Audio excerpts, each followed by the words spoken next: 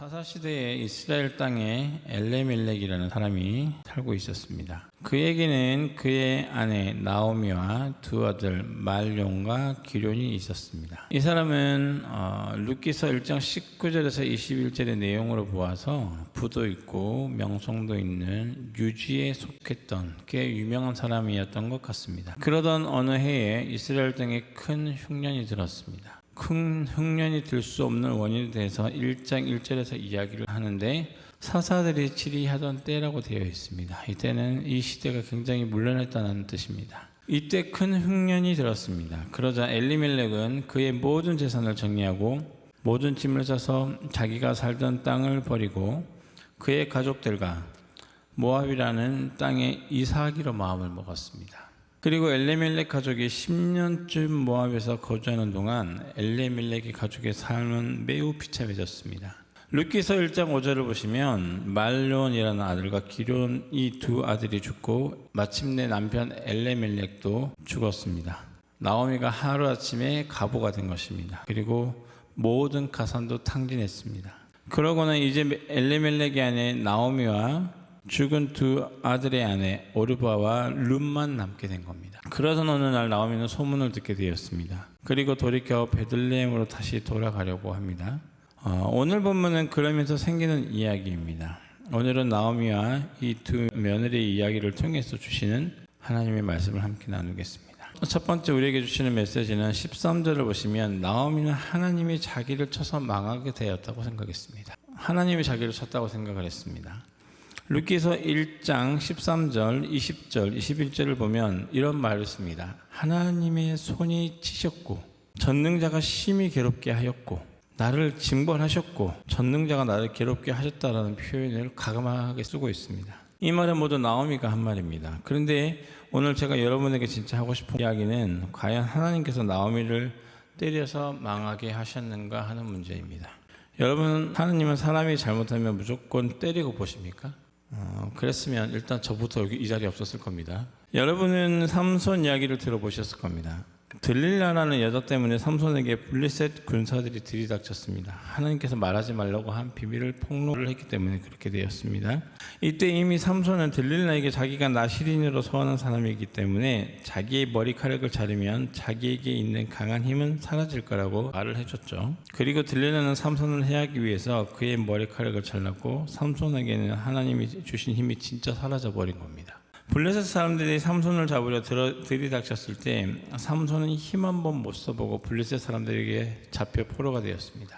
그때 삼손을 향해 성경은 사사기서 16장 20절에 보면 여호와께서 이미 자기를 떠나신 줄을 깨닫지 못하였다라고 성경은 그렇게 이야기를 하고 있습니다. 즉 삼손이 힘을 잃게 된 것은 하나님의 신이 삼손을 떠났기 때문이라고 이렇게 되어 있어요. 그런데 여기서 여호와께서 삼손을 떠났다는 말이 하나님이 영원히 삼손을 버렸다는 이야기가 아니에요. 나중에 삼손도 하나님 앞에서 회개하게 되거든요. 만약 하나님께서 진짜 삼손을 버리셨다면 회개할 기회조차 주시지 않으셨을 겁니다. 여기 쓰인 단어가 뭐냐면 수루라는 단어예요. 수루라고 하는 단어는 이 단어의 뜻은 나가다, 돌이키다, 떠나다, 제거하다, 끝내다라는 뜻을 가지고 있습니다. 즉 무슨 말이냐면 삼손이 하나님의 뜻을 벗어났다는 말이에요. 하나님의 뜻, 하나님의 손, 성령님의 인도하심을 비껴가니까 삼손이 블레셋에 잡히게 된 겁니다. 다시 말해 하나님을 벗어나면 삼손처럼 블레셋의 포로로 붙잡히고 나오미처럼 재산을 잃고 남편을 잃고 자식이 잃은 꼴이 된다는 그런 뜻입니다. 이것은 순전히 하나님께서 그렇게 망하게 만든 것이 아니라 그들이 스스로 하나님의 뜻을 비켜간 거예요. 떠났다는 말과 버렸다는 말은 엄연히 달라요. 사울에게는 하나님께서 뭐라고 했습니까? 사울을 잠시 떠났다고 했습니까? 버렸다고 했습니까? 버렸다고 했어요. 버렸다는 뜻은 뭐예요? 진짜 버린 거예요. 고아로 만들어 버린 거예요. 근데 떠났다는 말은 잠시 거리를 두었다는 뜻이에요. 그 자녀가 그 하나님의 뜻을 깨닫게 하기 위해서 수로라는 단어에서 잠깐 떨어져서 그 자녀가 나에게 돌아오는가 돌아오지 않는가 거리를 두고 지켜보았다는 뜻이에요. 그러니까 삼손도 그런 개념이지 삼손을 하나님께서 버렸다는 뜻이 아닙니다. 이것은 순전히 하나님께서 그렇게 삼손을 망하게 만든 것이 아니라 그들이 스스로 하나님의 뜻을 비껴간 것입니다. 하나님의 뜻은 이건데 전혀 반대의 행동을 한 거예요. 그러니까 하나님도 망하도록 그냥 놔두신 겁니다. 하나님이 때리려고 손을 대신 게 아니라 그냥 너 마음대로 해봐라 하고 그냥 두셨다는 말이에요. 제가 예전에 제가 어머니 이야기를 들으면서 그런 얘기를 했었죠. 그냥 내버려뒀어요. 그러니까 내버려두니까 망하더라고. 그런다고 천국 못 간 거 그런 건 아니에요. 구원과는 전혀 다른 문제예요. 여러분 살면서 우리가 하나님 앞에 받을 복이 있습니다. 세상 사람들도 예수님 믿지 않는 사람들도 효도하면 복을 받아요. 하물며 우리가 하나님 안에 있는데 세상에 살면서 받을 복이 없겠습니까? 있어요. 근데 우리가 하나님과의 거리를 두고 떠나니까 그 복이 자꾸 우리랑 멀어지는 거죠. 하나님을 가까이 하는 것이 그래서 성경에 뭐라고 되어 있습니까? 복이다. 하나님을 가까이 하십시오. 오늘 우리가 하나님의 뜻을 찾고 그 길을 향해 나아가야 하는 이유가 바로 여기에 있습니다. 우리는 끊임없이 하나님의 뜻을 찾아야 돼요. 그리고 우리가 반드시 기억할 것은 하나님은 우리를 절대 버리시지 않는다는 사실입니다. 약속을 지키시는 하나님이십니다. 하나님이 한번 약속하셨으면 언젠가 반드시 지키실 줄을 믿으시기 바랍니다. 하나님께서 우리에게 다 이루시기로 약속하신 것은 그리고 성경의 영생입니다. 우리가 영원한 생명을 얻기까지 하나님은 우리를 절대로 포기하지 않으실 것입니다. 두 번째 6절을 보시면 나오미 소문을 들었어요. 6절 한번 읽어보실까요? 그 여인이 모압 지방에서 여호와께서 자기 백성을 돌보시사 그들에게 양식을 주셨다함을 듣고 이에 두 며느리와 함께 일어나 모압 지방에서 돌아오려 하여. 나오미는 지금 무엇을 들었죠? 소문을 들었어요. 나오미가 모압 지방에 내려가서 살았지만 삶이 그렇게 평탄치 않았습니다. 하나님께서 애굽으로 내려가는 걸 모압으로 내려가는 걸 원하셨을까요? 원하지 않으셨을까요? 이 정도 얘기하면 당연히 가라고 허락하지 않았는데 누가 간 거예요? 나오미가 간 거예요. 하나님이 언제 나오미 보고 모압은 지금 이 땅에 기근 들었으니까 피해서 미국으로 피신하라고 하나님께서 그렇게 계시를 주셨습니까? 아니에요. 자기 판단이에요. 예전에 베들레헴 있을 때가 나오미에게는 어떻게 보면 더 나았어요. 그래서 여러분이 공부하고 뭔가 일이 문제가 해결이 안 되면 자꾸 세상적인 방법을 찾지 말고 일단 그 자리에 머무르는 게 답이에요. 그리고 하나님께 묻는 게 답입니다. 자꾸 이 일 저 일 하면서 이거예요 저거예요 이러다 보면은 산만해져요. 영적인 산만도 이럴 때 생기는 거예요. 막 이거예요 저거예요 하다 보면 기도하시는 분들이나 예언하시는 분들에서 가끔 그런 분들을 많이 봬요. 예전에 그랬어요. 하나님의 뜻을 알고 싶은데 예언자가 있는 건 아니까 이 예언자를 찾아가고 저 예언자를 가서 똑같은 얘기를 들으려고. 예전에 제가 아는 전도사님이 그런 분들이 있었어요. 기도원에서 만났는데 이분들은 보통 기도원 같은 건 부흥 집회를 하면 강사님들이 굉장히 많이 오잖아요. 그러면 무슨 집회만 한다면 안 빠져요. 그리고 항상 기도를 받으면서 예언을 들으려고 해요. 근데 그분이 거기 그렇게 하는 게 습관이더라고. 나중에 보니까 거기만 간 게 아니라 다른 기도도 다 다니면서 그 내가 지금까지 들었던 예언이 맞는가 맞나 그걸 비교해 보고 있는 거예요. 이거는 영적인 잘못된 버릇이 잘못된 거예요. 하나님이 한 번 하신 말씀을 또 번복하십니까? 아니에요. 그리고 여러분 예언이라고 하는 것도 성경에 보면 예언은 사사로이 푸는 것이 아니라고 고린도전서에 그렇게 말씀을 하고 있어요. 예언은 여러분 가끔은 사람의 생각이 들어갈 때가 있어요. 그렇죠? 방언을 하다가도 여러분에게 마음속에 떠오르는 단어들이 있잖아요. 누구를 위해서 기도하는데 그에 대한 마음의 단어들이 떠올라요. 근데 거의 대부분 맞아요. 그걸 통변이라고 하거든요. 근데 어느 시점에 지나가면 그게 틀릴 때도 있어요. 내 생각이 들어가가지고 이 사람의 형편을 아니까 내가 판단해서 하는 것도 있다고요. 그래서 분별이 있게 듣고 하는 것이 맞는데 이분 같은 경우에는 그냥 소문만 듣고 다녀요. 어디서 좋은 얘기 한번 들어보려고. 하나님이 당연히 나쁜 하나님이 아니니까 좋은 얘기를 하시겠죠. 내가 너를 사랑해, 내가 너를 이런 얘기를 하시겠죠. 아무튼 그런다고요. 저는 예언하는 사람들을 좋아해요. 오해하시지 마세요. 예전에 나오미가 살았던 베들레헴의 이름의 뜻이 뭔지 혹시 아세요? 떡집이에요. 떡집. 떡집에는 먹을 게 많아요. 콩국물도 있고. 제가 어렸을 때 떡집에서 아르바이트를 많이 했어요. 제가 보기보다 일을 많이 한 스타일이라 떡집도 해보고 안 해본 게 없습니다. 어머니가 특별히 떡집을 해서 제가 떡을 잘 만듭니다. 근데 떡집에 먹을 게 많잖아요. 그 베들레헴이 떡집인데 차라리 베들레헴이 있었으면 얼마나 좋았겠어요. 근데 어려움이 생기니까 피하고 싶은 거야. 당장 이 상황이 피하고 싶으니까 방법을 찾다 보니까 잘못된 선택을 한 게 모압으로 내려가는 거였어요. 여러분 내려가는 건 좋은 게 차라리 미국으로 올라가십시오. 그런 거는 괜찮아. 근데 왜 하필이면 모압으로 내려갔다는 표현을 쓰는 내려갔다는 표현이 거기 들어가는 거죠. 구간이 명간이라는 말도 있잖아요. 아무튼 예전에 베들레헴에서 살던 삶이 지금보다 낫다는 사실을 뒤늦게서야 깨달은 거예요. 얼마나 아까웠겠어요.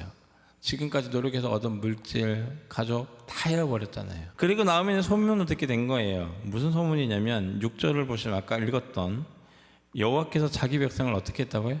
돌보셨다. 하나님이 여러분을 돌보시기를 부탁드립니다. 하나님께서 여러분을 돌보실 거예요. 그리고 돌보시고 계시고 보살피세요. 우리가 하나님의 뜻을 벗어나지만 않으면 돼요. 소문의 내용은 첫째, 하나님이 자기 백성을 돌보셨다는 것과 그로 인해 양식을 주셨다는 게, 당연히 떡집이니까 양식을 주시겠죠. 굶기시겠습니까 여러분? 빈곤한 데가 아니에요 떡집은. 그렇죠? 주님은 우리에게 좋으신 분이세요. 늘 좋은 것을 주시려고 하시고 좋은 것을 주시고 계셔요. 여러분이 지금 가지고 있는 것이 남들보다 작아 보일 수 있고 낮은 형편일 수 있고 안 좋은 상황일 수 있어요. 불평할 수 있어요. 왜 하나님께 나에게 이런 걸 주셔서 나를 이렇게 힘들게 하십니까? 라고 할 수도 있어요. 하지만 하나님이 보시기에 지금 여러분이 가지고 있는 상황과 형편이 최선의 것이에요. 최선의 것이에요. 이게 믿어지면 감사가 될 거예요. 여러분의 형편이 힘드세요? 가족 때문에 힘들고 핍박받으세요?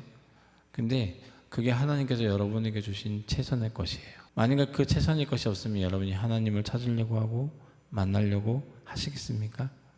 이 최선의 것이 남들보다 좋아 보이지 않지만 이 최선의 것 때문에 지금 여러분이 살아있는 것입니다. 늘 좋은 것을 주시는 분이 우리 하나님이십니다. 여러분 눈에 지금의 환경이 좋아 보이지 않을 수 있어요. 하지만 지금이 여러분에게 가장 좋은 것, 가장 좋은 환경입니다. 믿어지십니까? 그러니까 불평하지 맙시다. 왜 하나님 내 상황과 내 처지가 이 모양이 이 꼴이에요? 그런 마음도 품지 마세요. 그 마음도 하나님께서 다 보고 있어요.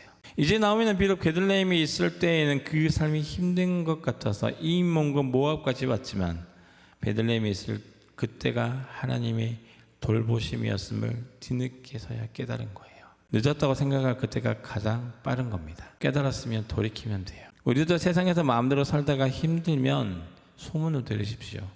그 소문은 예수에 관한 소문입니다. 바로 복된 소식 복음이에요. 복음은 좋은 소식입니다. 복음의 내용은 딱 하나예요. 마태복음 1장 21절에 그리스도께서 자기 백성을 그들의 죄에서 구원하러 왔다. 우리는 이 소문을 들으면 삽니다. 이제 복음을 들으십시오.